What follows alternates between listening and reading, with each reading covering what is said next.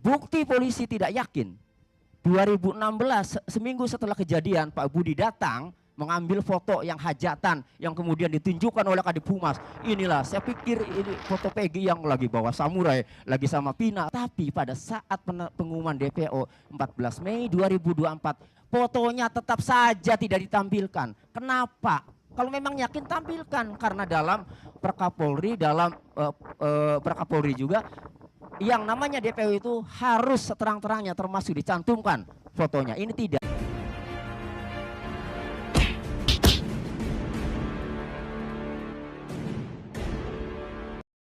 Ada panggilan nggak selama 6 tahun itu? 8 tahun itu? Selama 8 tahun? Tidak ada. Tidak ada panggilan, tidak ada pemeriksaan. Makanya begini. Enggak, alamat rumah tadi itu alamat benar. Benar, alamat. itu rumahnya ibu. Tapi tidak ada panggilan. Tidak ada panggilan, tidak ada panggilan ke rumah Ibu Kartini, tidak ada.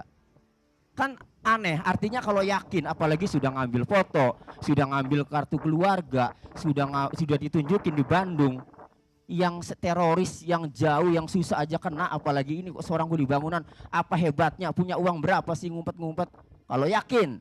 Nah, bukti polisi tidak yakin.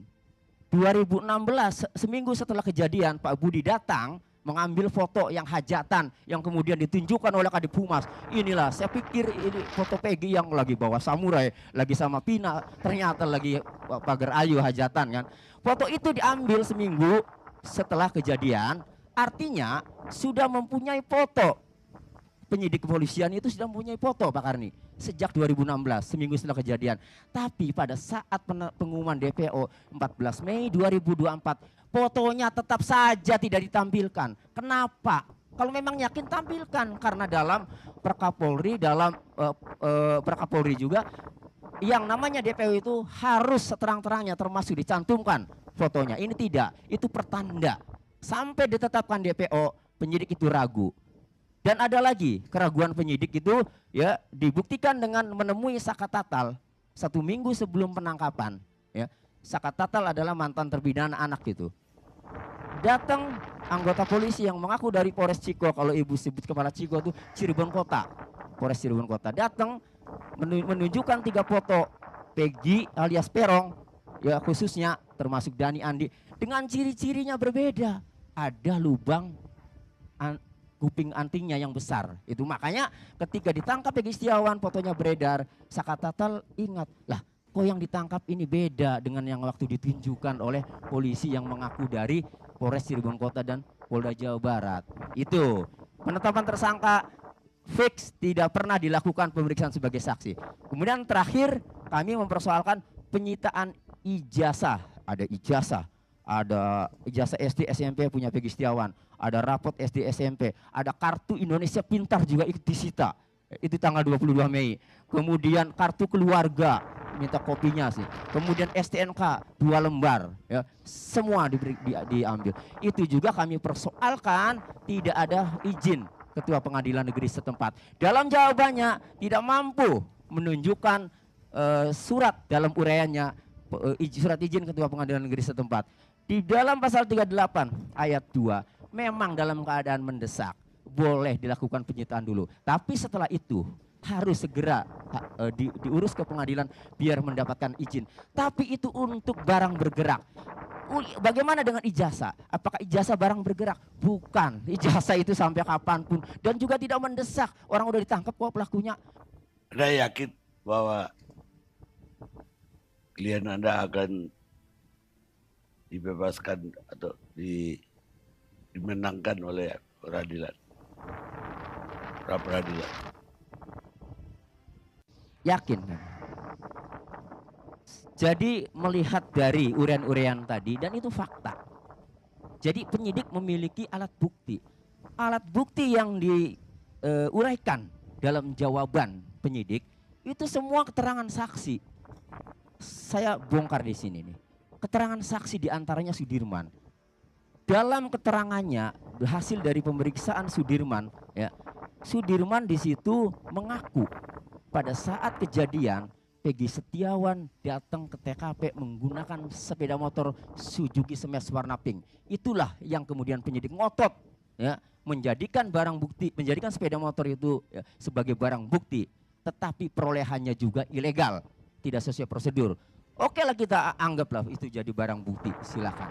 Nah, lalu dalam keterangan selanjutnya, ketika ditanya sosok Peggy Setiawan yang dimaksud oleh Sudirman, Sudirman ini memang ya, teman sekolahnya Peggy Setiawan, Pak Karni. Jadi teman SD. Setelah itu ya sudah tidak ada hubungan lagi. Jadi karena ini tidak jelas, mungkin yang paling mudah adalah yang teman sekolahnya aja yang dipres. Nah, tetapi dalam keterangan selanjutnya Sudirman ya menyampaikan, ini saya baca dari jawaban penyidik kemarin di Prapit ya.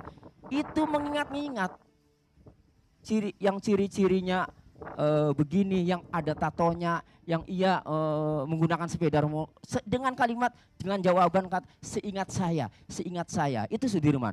Itu alat bukti yang digunakan oleh penyidik, itu keterangan Sudirman yang dalam BAP-nya itu seingat saya. Artinya kalau memang Peggy Setiawan itu benar-benar melakukan tindak pidana bersama-sama dengan Sudirman, ya tidak seingat, oh iya benar ini Pak penyidik, benar ini Pak polisi, kan begitu. Ini tidak seingat-ingat, ya silakan saja, itu keterangan yang digunakan, alat bukti yang digunakan oleh penyidik, yaitu keterangan saksi. Yang lain-lainnya itu hanya mencocokkan bahwa Peggy Setiawan, bahwa ini dipanggilnya Perong, ya, bahwa ini motornya benar smash. Semuanya yang lainnya sampai 12 itu seperti itu, ya. Yang dalam jawaban itu ada 12, tetapi hanya satu itu ya, dan 2 sama Aep. Aep pun tidak bisa mengidentifikasi karena hanya melihat jarak dari 100 meter, setelah itu dia pergi, tidak mampu mengidentifikasi. Aep bisa ngomong karena setelah ditangkap dicocok-cocokan, ini benar motornya Peggy. Oh iya, seingat saya Peggy pernah pakai motor Suzuki Smash warna pink. Oh iya, seingat saya Peggy pernah nongkrong di SMP 11. Hanya itu, kemudian dicocok-cocokan, ditariklah sebagai tersangka dengan keterangan Aep, dijadikan alat bukti. Jadi tidak ada tes DNA, sidik jari, banyak sekali barang bukti yang disita. Ada helm, ada sepeda motor, ada bambu. Tidak ada barang bukti yang scientific evidence, yang ada sidik jarinya, ada sperma, tidak dilakukan tes DNA. Nah, yang paling penting adalah bagaimana bisa pembunuhan berencana, pelakunya kalau Peggy Setiawan tidak pernah tidak kenal dengan para pelaku yang sudah divonis. Dengan Sudirman kenal dong. Sama Sudirman saja karena teman SD. Tapi yang 7-nya tidak pernah kenal. Padahal dalam pembunuhan berencana itu harus ada mind, persamaan niat. Jadi kapan merencanakannya? Sebenarnya dalam dakwaan, dalam putusan pengadilan, 3 putusan nomor 16, nomor 3 dan nomor 4 itu sebenarnya kalau kita amati, kami amati, sebenarnya terlalu sederhana kok bisa divonis. Tidak terungkap bagaimana merencanakannya, siapa yang merencanakan, berapa kali pertemuan, apa motifnya. Nah, ini aneh ya. Tapi ya sudah, itu sudah menjadi putusan hukum ya. Ada dianggap benar sepanjang belum ada yang bisa membuktikan sebaliknya. Tetapi kebenaran ini harus diungkapkan ke publik. Dan Peggy Setiawan satu-satunya momen untuk membongkar semuanya. Itu Pak Karni.